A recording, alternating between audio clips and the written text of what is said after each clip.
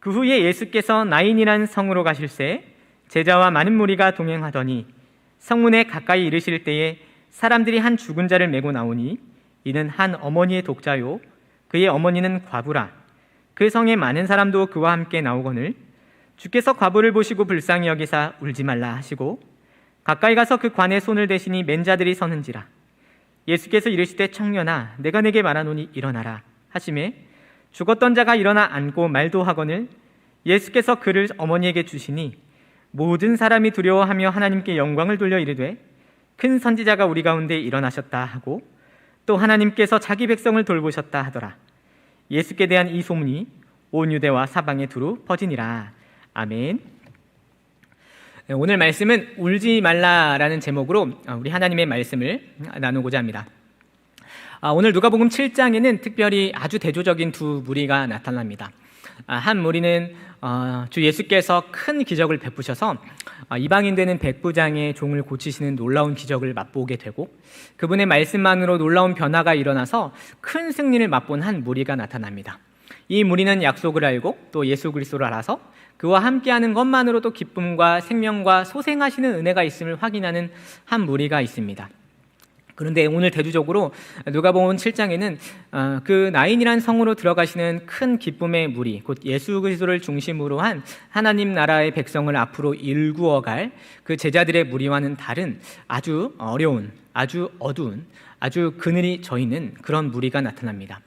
그 기쁨의 무리와 대조가 되는 무리는 어떤 무리일 수 있냐면 나인이란 성을 이제 나와 발인을 하는 곧 관을 메고 나오는 한 1년의 무리 행렬을 보게 되는 것이죠. 백부장의 하인을 낫게 하고 의기양양한 기쁨 가득한 무리와 발인을 맞이하게 되면서 큰 슬픔에 잠겨있는 무리가 아주 대조적으로 나타납니다. 누가복음 7장에 나타나는 그 두 무리의 모습 안에서 우리는 어떠한 은혜와 또 능력과 또 소망을 발견할 수 있을까를 한번 생각해 보려고 하는 것이죠. 주님의 무리, 곧 기쁨의 무리와는 다르게 나인성을 나오고 있는 그 무리, 그늘의 무리, 또 어두움의 무리, 그 무리의 큰 특징을 한마디로 이름 짓자면 그것은 눈물이라고 할 수 있을 것 같습니다. 눈물. 어떠한 눈물인지 어떠한 사연인지 그 기구함을 오늘 말씀에선 무엇이라 이야기를 하냐면 한 청년이 죽었다는 그 죽음의 소식 앞에 눈물을 흘리고 있는 1년의 무리를 보게 되는 것이죠. 어떤 눈물이냐면 독자를 잃은 사람의 눈물입니다. 그 독자를 잃은 사람의 눈물인데 그 독자를 잃은 사람이 누구냐면 오늘 말씀에 따르면 과부라고 이야기를 하고 있죠. 이 과부는 사실 어떠한 존재일 수 있냐면 이 시대에는 여러 복지나 또 정책을 통해서 여러 혜택이나 또 한부모 가정이나 이런 어려움을 조금 극복할 수 있는 제도적인 장치가 마련되어 있지만 당시 고대 1세기에 과부가 된다는 것은 고대 사회부터 사실은 전혀 의지할 것이 없고 전혀 의존할 것이 없어서 살아갈 길조차 막막한 무리를 우리는 과부로 통칭하고 있음을 이미 알고 있습니다. 그런데 그 과부에게 있었던 그 청년은 누구였냐면 그 과부의 유일한 소망이고 낙이자 의존이었고 의지가 됐던 독자였다라고 기록을 하고 있는 것이죠. 그런 의미에서 그 독자가 죽었다는 것, 그 청년이 죽었다는 건 이루 말할 수 없는 눈물로 표현될 수 있을 것 같습니다. 어떤 청년이길래 또 어떤 과부이길래 우리는 그 삶의 이면을 우리는 기록되어 있지 않기 때문에 다 알 수 없어서 그가 어떤 삶을 살아왔는지 그리고 그 과부의 평판은 무엇이었는지 알지 못하지만 한 가지 확인하게 되는 목격은 무엇이냐면 그 과부가 독자를 잃어서 관을 메고 사람들이 나올 때 수많은 무리가 따랐다라고 이야기를 하고 있는 것을 볼 때 이 독자와 과부가 그 나인 성에서 평판이 있었고 또 아주 귀한 사람들이었으며 사랑받고 있었던 가족이었음을 우리는 확인합니다. 어떤 눈물인가 할 때 결국은 모든 것을 잃고 상실한 눈물이라고 할 수 있을 것이고 누구도 위로할 수 없는 눈물이라고 할 수 있을 것 같습니다. 여러분 어떤 사람이 눈물을 흘릴 때 그리고 어떤 사람이 고민을 할 때 그게 정말 당신의 고민입니까? 그게 울어야만 할 만한 이유가 됩니까? 혹시 우는 사람 앞에서 혹시 그런 얘기 해본 적 있으십니까? 펑펑 울고 있는 사람에게 왜 울어를 물어볼 수 있지만 이야기를 다 듣고 나서 사연을 다 듣고 나서 그거는 고민이 아닌데 그거는 울만한 일이 아닌데 나는 더 큰 어려움을 겪었는데 혹시 그렇게 말을 할 수 있는 사람 혹시 있으십니까? 제가 일전에 KBS에서 한 예능 프로그램을 좀 재밌게 보긴 했는데 볼 때마다 스스로 납득하지 못했던 한 가지 좀 관찰이 있었는데요. 대국민 그 예능쇼의 이름이 대국민 토크쇼 안녕하세요라는 프로그램이었는데, 그 프로그램은 어떤 것을 주제로 삼아서 예능을 좀 이제 했냐면, 어떤 일반인의 고민을 갖고 와서 그 고민을 방청객이 듣고 이게 고민인지 아닌지를 투표하는 그런 프로그램이었습니다. 그래서 그 사람들의 사연, 그 사람들의 고민을 다 듣고 이게 고민인지 아닌지를 방청객들이 판결하는 거죠. 방청객이 듣고 고민이면 고민이다라고 해주고, 고민이 아니면 고민이 아닙니다라고 결정을 해서 그 득표수에 따라서 가장 큰 고민을 정하는 그런 방식의 토크쇼였습니다. 사연도 가지가지고 아주 고민이 될 만한 일들이 이렇게 가지각색이구나 확인하면서 재밌게는 보았지만 항상 납득되지 않는 한 가지가 있었다면 그것은 무엇이었냐면, 그 사람은 고민이 있어서 들고 나왔는데 고민이 아니라고 하면 어떡하지라는 그런 조금 납득되지 않는 마음.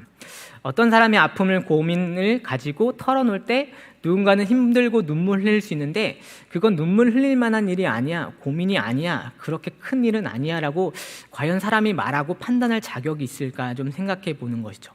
어떤 이에게는 그 고민의 경중, 크기를 따질 수 있는 눈을 갖고 있을지는 모르겠지만, 사실 고민과 고통을 겪고 있는 당사자는 그 고민의 실제 앞에서 힘을 잃고 무력하고 억눌러 있는 그런 능력을 경험하는 아주 심각한 위기에 처할 수도 있다는 생각을 해보게 됩니다. 그런 의미에서 오늘 여러분 이 자리에 앉아 있을 때 하나님 앞에서 때로는 고통, 고민으로 토로하는 여러 가지 일들이 사람의 눈으로 따라서는 고민의 경중을 말할 수도 있고 고통의 크기를 얘기할 수 있을지도 모르겠지만, 사실은 여러분 모두가 다 누구도 감히 경중을 따질 수 없는 고통과 고민이 있을 것이라 생각합니다. 여러분에게 오늘 갖고 있는 그 고민, 남들에겐 누가 나의 고민의 경중을 따질까 봐 드러내지 못하는 그런 고통, 누가 내 눈물을 보면 뭐 그런 일로 울고 있느냐라고 따지고 혼낼까 봐 말하지 못하는 그런, 혹시 눈물의 실제를 혹시 경험하고 있지는 않으십니까? 혹 그런 것이 있어서 나를 누르는 것 같고 괴로워하는 것 같은 생각이 들 때 오늘 주님의 말씀에 따라 여러분이 한번 위로를 받으셨으면 좋겠다는 생각을 해봅니다. 오늘 한 사람과 더불어 무리가 울고 있습니다. 누구도 감히 그 사람 앞에서 눈물을 흘릴 수 없습니다라고 말하지 못할 정도로 큰 아픔을 겪고 있습니다. 왜 울고 있냐면, 아까도 이야기했지만 죽은 사람은 젊은 청년이었다라고 기록을 하고 있고, 과부의 독자, 곧 하나밖에 없는 아들이었다라고 이야기를 하는 것이죠. 이 청년은 어떤 삶을 사실은 살았어야 하냐면, 홀 어머니를 모시고 그 가정을 책임질 가장으로서 살아가야 하는 그런 청년이었습니다. 젊은 청년. 그런데 그 젊은 청년이 어떠한 연유로 죽었는지는 모르겠지만 그것을 상실한 어머니만을 남겨둔 채, 홀로 남겨둔 채 죽음을 경험하게 됐던 것이죠. 그 죽음 앞에 모든 사람들은 같이 행렬을 따라가면서 그 발인의 현장을 같이 걸어가고 관을 메어주고 그 눈물과 동참하면서 같이 울어줄 수 있지만, 누구보다 그 눈물에 대해서 가장 큰 고민과 아픔과 가장 진실한 눈물을 흘리고 있었을 사람은 누구이냐면 바로 과부였겠다는 생각이 듭니다. 과부야말로 독자를 잃었고 젊은 아들을 잃어서 그 누구도 의존할 수 없고, 사실은 차라리 내가 죽었으면 하는, 차라리 내가 저기 묻혔어야 하는데라는 아픔을 가지고 있는 그런 한 어머니의 진실한 눈물을 보게 되는 것이죠. 안녕하세요라는 프로그램처럼 감히 그 사람에 대해서 나는 더 큰 고통과 아픔을 갖고 있습니다, 아니 아직 울지 않아도 됩니다 라고 말할 수 있는 자격이 있는 사람은 아무도 없습니다. 혹 그런 말을 한다면, 그렇게 울고 있는 과부에게 앞으로 좋은 일이 있을 거야, 울지 마세요라고 말을 하면 차라리 뺨을 딱 올려서 때려주고 싶을, 그렇게 아주 심각한 위기에 처해 있는 사람한테는 차라리 위로를 하지 않는 것이, 입을 닫는 것이 차라리 낫겠다는 그런 생각을 해보게 되는 것이죠.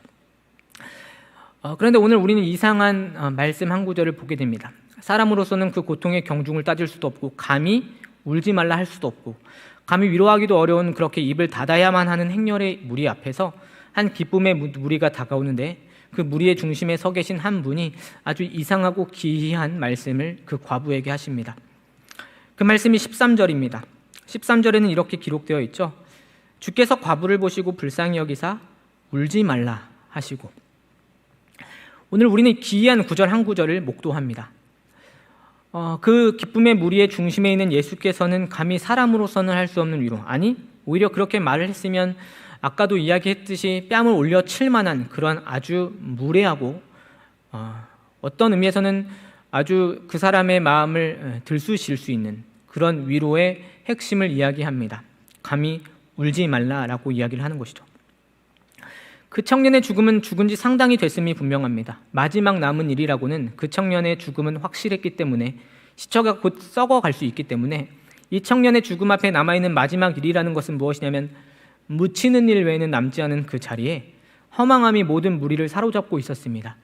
그 눈물을 뚝뚝 흘리는 과부와 그것을 바라보는 허망함과 그 숙연해진 모든 모습의 군중 사이에 모두가 행렬을 이루면서 걸어가고 있는데 기쁨의 무리의 중심에 계신 예수께서는 그 과부를 보시고 불쌍히 여기시며 연민에 사로잡히십니다.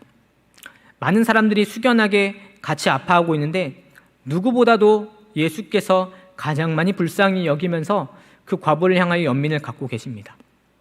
그런데 그 연민, 그 불쌍히 여기시는 그 과부의 모습을 바라보시는 예수님의 입에서 나온 첫 마디는 울지 말라였습니다. 울지 말라. 우리는 여기서 감히 우리 주 예수 그리스도께서 어떤 분이신지를 확인합니다.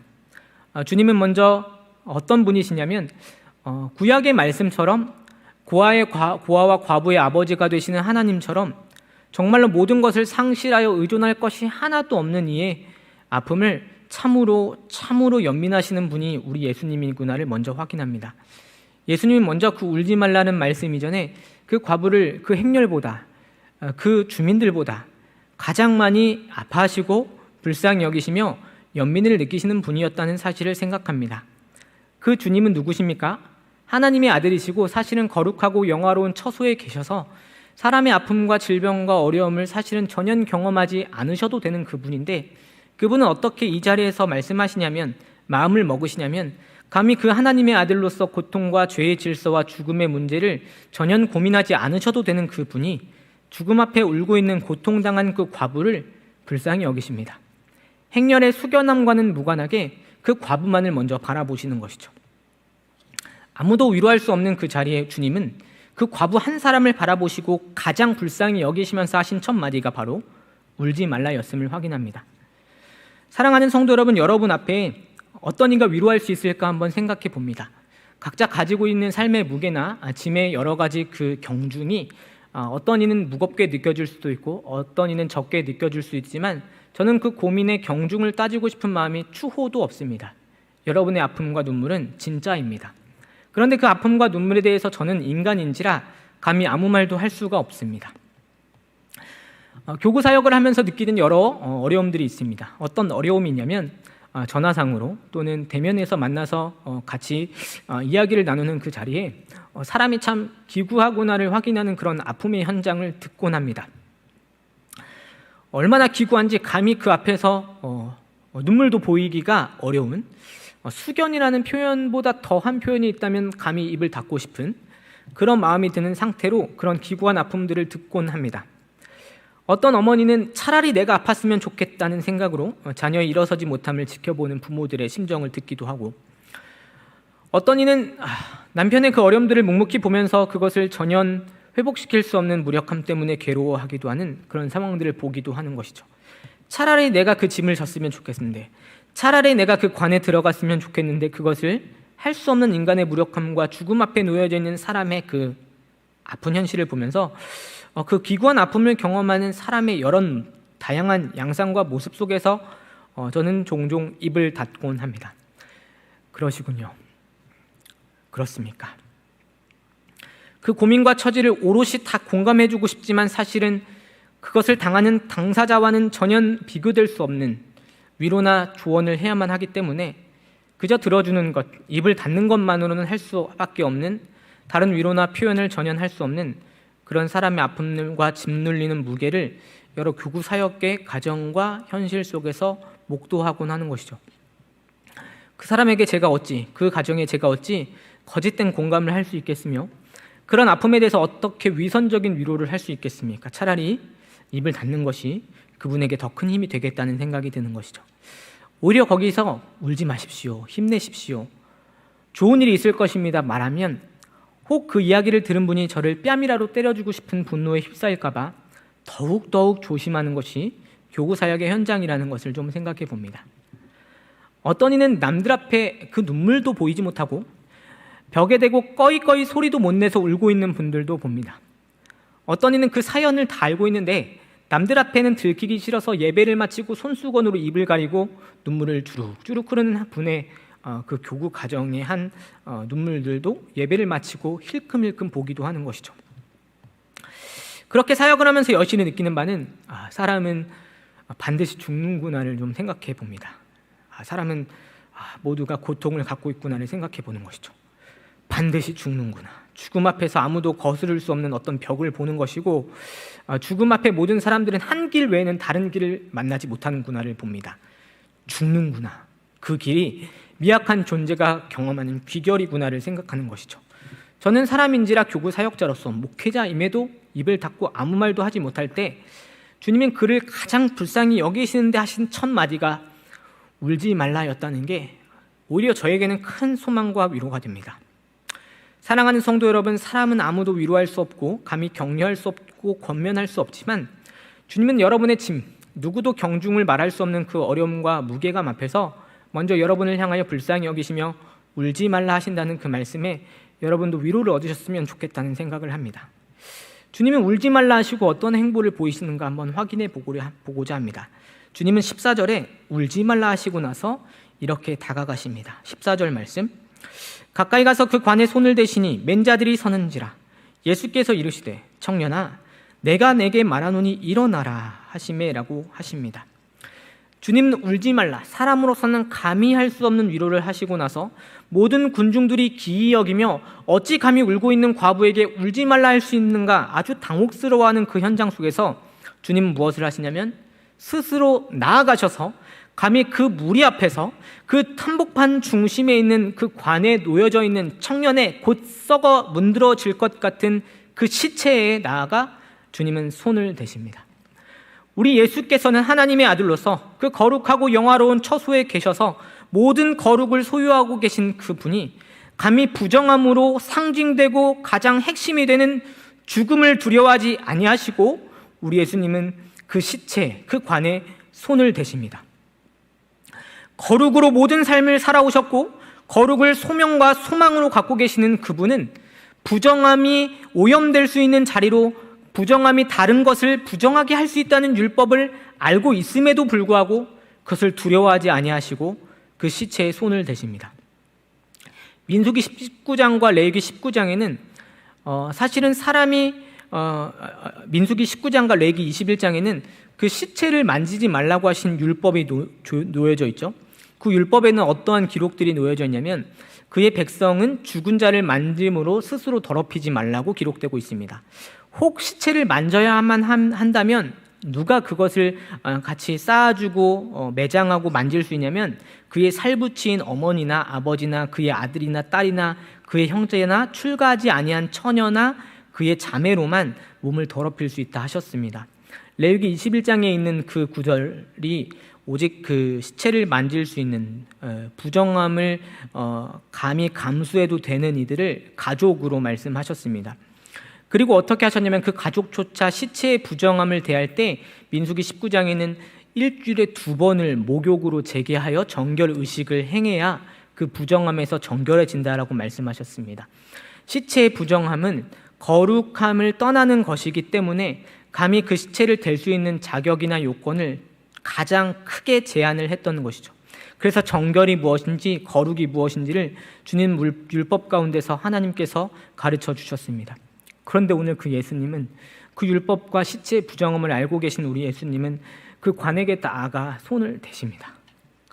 그 두려움과 그 부정함과 죽음을 두려워하지 아니하시고 감히 그 고민의 핵심이고 눈물의 핵심인 그 자리에 손을 대시는 분이라는 사실을 생각해 봅니다. 주님은 어떤 법을 준수해야 되는가, 이웃을 사랑하는가, 아니면 시체의 부정함을 방지하기 위해서 그것을 떠나야 되는가, 어떤 법을 준수해야 되는가를 고민하기 이전에 사랑하는 법을 먼저 더 큰 법을 성취하시고 생명을 살리는 더 큰 법을 성취하게 하기 위해서 감히 부정한 시체에게 나아갑니다. 주님의 거룩한 그 놀라운 걸음, 주님의 그 담대한 걸음을 보면서 우리는 무엇을 보게 되냐면 감히 사람은 다가갈 수 없고 입을 막고 있는 사람의 아픔과 부정함과 죽음에 대해서 우리 주님은 두려워하지 아니하시고 당당히 나아가시고 손을 대시는구나를 확인하게 되는 것이죠. 아무도 듣고 싶어 하지 않은 그 고민에 대해서, 아무도 그 눈물의 실체를 보고 싶어 하지 않은 그 아픔에 대해서 우리 주님은 어떻게 하시냐면 썩어가는 그 시체를 두려워하지 아니하시고 오히려 그 핵심에 나아가 울지 말라 말씀하시고 관에 손을 대신다는 사실을 보게 됩니다. 왜 그렇게 하실까? 그것은 거룩함으로 모든 삶을 살아오신 예수님이 그 시체 때문에 자신이 부정해지기 위해서 시체에 손을 대신 것이 아니라 오히려 부정함으로 상징되는 시체에게 나아가, 그리고 숙연해진 무리가 그 죽음 때문에 슬퍼했던 두려움에 나아가 주님은 오히려 당신의 그 거룩함으로 부정함과 죽음을 극복하고 그들의 생명을 보호하기 위해서, 오히려 그 부정함과 죽음을 정결하고 거룩하게 회복시키기 위해서 나아가시고 손을 대시는 것입니다. 더 큰 계명, 곧 사랑하라 하시고 살리라 하시는 그 명령을 준행하시기 위해서 주님은 율법을 폐하신 것이 아니라 더 큰 율법을 성취하기 위해서 감히 거룩함이 그 부정함과 죽음을 극복하도록 나아가십니다. 그때 어떤 일이 일어납니까?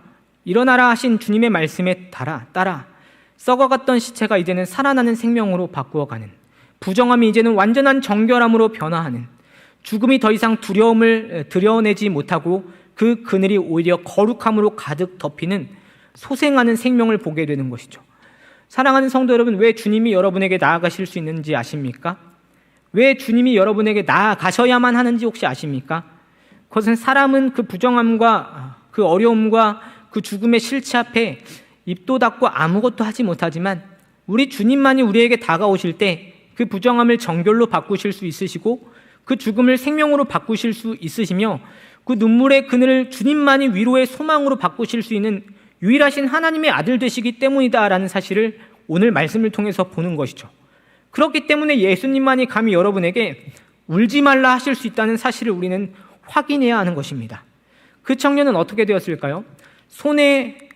관에 손을 대시고 그 청년에게 일어나라 하신 주님의 말씀으로 충분하게 그 죽음은 생명으로 바뀌고, 일어나라 하시는 그분의 정결이 그 부정함을 거룩으로 바꾸는데 충분하여 그 청년은 죽음에서 돌아왔습니다.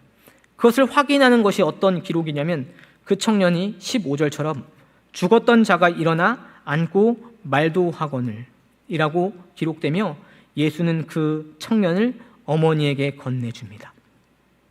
죽음이 어떻게 되냐면 일어나 앉고 말하기 시작하는, 곧 대화를 하기 시작하는, 곧 죽음 때문에 관계가 완전히 단절됐다 여겼던 과부와 아들의 그 관계를 주님의 거룩함은 모든 것을 회복시키고 다시 말을 할 수 있도록, 다시 대화할 수 있도록 주님은 그 청년에게 온전한 생명, 나아가 거룩을 그 청년뿐 아니라 그 과부와 나아가 그 나인성 전부에게 하나님은 관계의 단절이 아니라 소통의 생명으로 바꾸시는 놀라운 일들을 이루셨습니다. 사랑하는 성도 여러분, 때로는 여러분의 여러 가지 일들 때문에 막혔던 담과 한계가 있을 것이라 생각합니다. 그 제약들 때문에 때로는 신앙생활을 영위하지만 여전히 울고 있고 벽을 잡고 꺼이꾸이 울고 있는 그런 모습으로 여러분의 초라함을 발견하실지도 혹 모르겠습니다. 원치 않는 자녀의 문제나 원치 않는 남편의 문제나 아니면 내 안의 문제나 누구에게도 털어놓지 못하는 눈물과 고통 때문에 아무에게도 들키고 싶지 않아서 꺼이꺼이 울고 있을지 혹 모르겠습니다.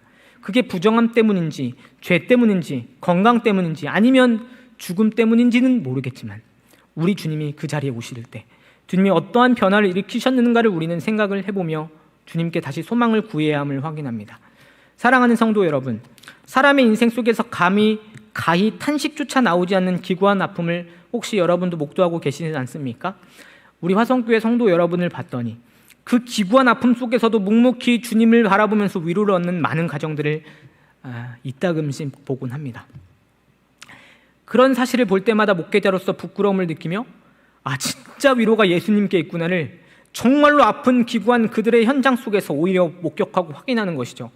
예수님을 사실 어디서 만나냐면 가난한 자들의 집에서 예수님을 만나기도 하고, 병들어 울고 있는 자녀 앞에서 눈물 흘리며 기도하는 어머니의 기도 속에서 예수님을 만나기도 하고, 때로는 아무도 만나주지 않는 사람의 손을 붙잡으면서 밥 함께 하자 말하고 그들을 다시 세워주고자 하는 한 집사님의 아픔과 어려움을 들으면서 예수님을 만나기도 합니다.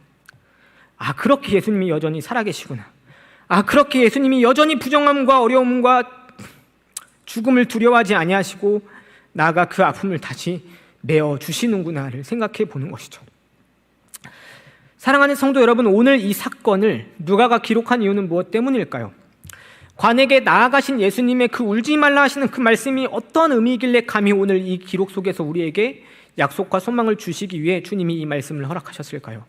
이것은 사실은 주님이 죽음을 이기셨던 그 사건을 조금은 예고하는 그런 단서를 보여줍니다. 정말로 죽음을 완전히 제압하신 주님의 어떠한 사건을 예표하기 위해서, 예고하기 위해서 누가는 그 사건을 듣고 기록하여 오늘 이 자리에 남겨놓는 것이죠. 예고되는 그 사건, 죽음을 완전히 이기신 생명의 역사가, 그 구원의 역사가 어디에서 이루어집니까? 인간의 반역의 극치라고 여겨졌던 십자가에서 우리 주님은 그 십자가의 죽음을 통해 심판의 잔을 모두 다 마시시고 3일 만에 부활하셨습니다.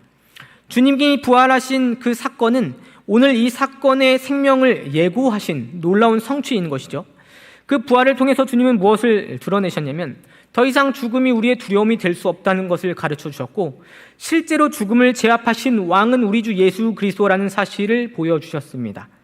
사람이 죄 때문에 오염되거나 절망되는 것이 아니라, 그 죽음과 두려움 때문에 절망하게 되는 것이 아니라 도리어 거룩과 약속이 죽음을 압도한 승리를 보여준다는 사실을 부활에서 보여주셨던 것이죠. 그리고 그 부활은 어떻게 이후에 주님의 다시 오시는 날 성취가 되냐면 계시록 21장의 말씀처럼 보좌에서 큰 음성이 나서 이르되 보라, 하나님의 장막이 사람들과 함께 있음에 하나님이 그들과 함께 계시리니 그들은 하나님의 백성이 되고 하나님은 친히 그들과 함께 계셔서 모든 눈물을 그 눈에서 닦아주시니 다시는 사망이 없고 애통하는 것이나 곡하는 것이나 아픈 것이 다시 있지 아니하리니 처음 것들이 다 지나갔음이라라 하시는 종말론적 성취로 우리를 안내합니다. 울지 말라 하시는 그 말씀에 담겨있는 예고된 성취와 약속이 얼마나 놀랍게 우리의 눈을 향하게 하는지를 생각합니다. 여러분, 예수님만이 정말 여러분에게 울지 말라 하실 수 있으십니다. 오늘 그 여러분의 눈물, 삶의 여러 자리 안에서 겪고 있는 고충, 아픔, 좌절과 성취되지 않는 일들 때문에 경험하는 그 좌절 앞에서도 감히 울지 말라 말씀드리고 싶습니다. 감히 울지 말라 권면하고 싶습니다. 왜냐하면 오늘 주님께서는 그 죽음 앞에 울고 있는 그 과부와 나아가 그 청년을 울지 말라 말씀하시며 죽음에서 생명으로, 두려움에서 기쁨으로, 좌절에서 일어날 수 있는 부활로 안내하시고 나아가 이후의 종말론적 성취 안에서 우리의 모든 인생의 어려움과 고충이 주님 안에서, 그리스도 예수 안에서 해석되고 이해돼 모든 눈의 눈물이 해결되고 닦이는 그런 날이 올 것이라고 말씀하시기 때문입니다. 그래서 주님은 감히 여러분이 겪고 있는 그 처지 하나하나 속에 오늘도 함께 하시며 그 관에 손을 대시며 감히 울지 말라 말씀하시는 것입니다. 울지 말라, 이 약속이 오늘 여러분의 삶에서 어떻게 경험될지는 모르겠습니다. 각자 겪고 있는 고민의 경중이 다르기 때문에, 고민의 양상이 다르기 때문에 그게 어떻게 해결될는지 도무지 알지 못하겠습니다.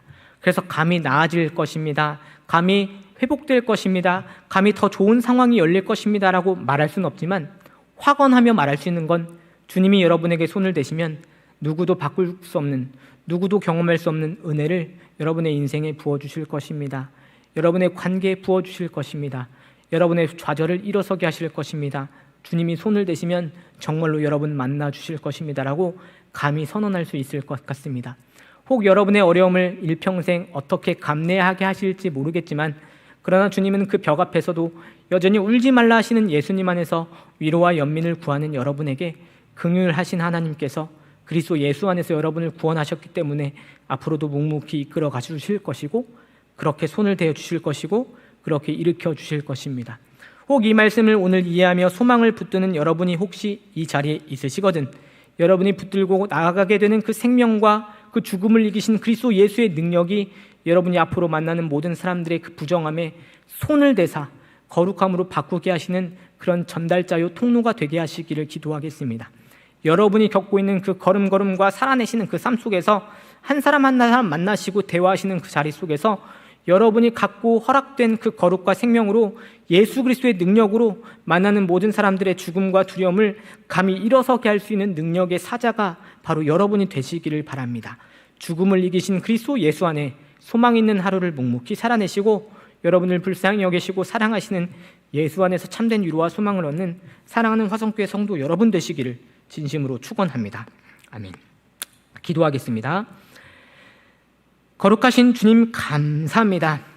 하나님께서 이루신 일들이 얼마나 크신지를 보면서 오늘도 그리스도 예수의 행적들을 따라갑니다. 두 무리가 있습니다. 세상을 살아가는 두 무리가 있음을 오늘도 확인합니다. 어떤 무리는 큰 기쁨의 무리로서 주님이 이루신 십자가와 부활의 사건이 내 사건이 돼서 기쁨으로 찬송하며 영광 돌리는 그런 무리가 있는 반면에 여전히 그늘의 무리 안에서 눈물 흘리고 있고 죽음의 그늘이 드리워 두려워하는 무리가 있습니다. 절망과 낙심이 여전히 인간의 사회와 아픔 속에서 경험될 때마다 감히 사람으로서는 위로할 수 없는 이 현장의 기구함들을 보게 됩니다. 그러나 주님, 예수님을 만났습니다. 예수님이 감히 그 이들을 향하여 울지 말라 말씀하시며 부정한 그 모든 것들을 향하여 주님의 거룩으로 손을 대시는 일들을 확인합니다. 우리에게 울지 말라 하시니 감사합니다. 오늘 우리가 겪고 있는 여러 고충과 아픔들 속에서도 하나님이 울지 말라 하셨던 그리스도 예수 안에 있는 그 성취와 소망을 우리가 간절히 붙들기를 소망합니다. 울고 있는 이가 있거든 울지 말라 하신 주님의 약속과 위로에 큰 힘을 얻게 하여 주시고, 혹 내가 그 거룩을 경험하고 소유하고 있다면 울고 있는 이에게 나아가 주님의 거룩함으로 그 부정함을 뒤덮을 수 있도록 우리 모두를 사용하여 주시옵소서. 그래야 우리도 더불어 하나님께서 친히 자기 백성을 돌보셨다 고백하며 종말론적 성취 안에 주님 오늘 우리의 눈물을 언젠가 닦아주실 그날을 소망하며 주 예수 안에 있기를 소망합니다. 주여 우리를 사용하소서라고 고백하는 참된 신자들이 화성교회 곳곳에 일어날 수 있도록, 한국교회 곳곳에 일어날 수 있도록 주님의 그리스도의 교회에 여전히 생성되며 일어나며 함께 나아갈 수 있도록 주님의 백성들을 붙들어 주시옵소서. 오늘도 그 말씀이 우리를 살리고 십자가 부활과 주님의 재림이 우리의 소망이 된 줄 믿사오니 주님의 복음이 우리의 복음이 되게 하시고 그 복음이 타인의 사랑과 기쁨과 생명이 되도록 우리 모두를 붙들어 주시옵소서. 우리 구주 예수 그리스도의 이름으로 기도하옵나이다. 아멘.